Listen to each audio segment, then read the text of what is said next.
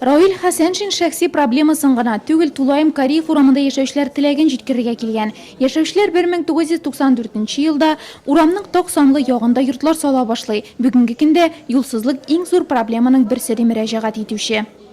12 ел эчендә булган асфальт юл бөтенләй яраксызга әйләнде. Бик кискен проблема. Йөзләгән балалар шуннан мәктәпкә йөри, алар резин итекләр кияргә мәҗбүр.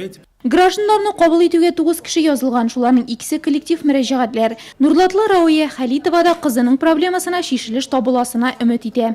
Быел 9 классны битерде, коррекционный школны. Менә ничек икән, аларга ярдәм кирәк әзрәк. Аның укыйсы килә, дальше булышы кереп.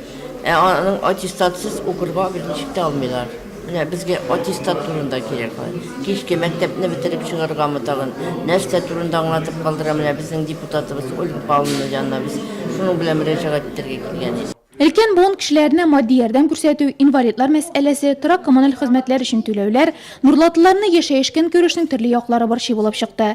Россия Федерациясе Дәүләт Думасы депутаты белдерүенчә, күпчелек мөрәҗәгатьләр урында ук хәл ителә. Кешеләргә еш кына теге яки бу тема буенча мәгълүмат җитеп бетми.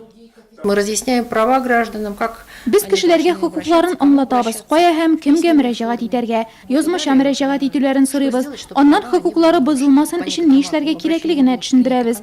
Кайбер проблемалар урында ук пенсия фонды, хакимият, социаль тармак белгечләре белән хәл ителә.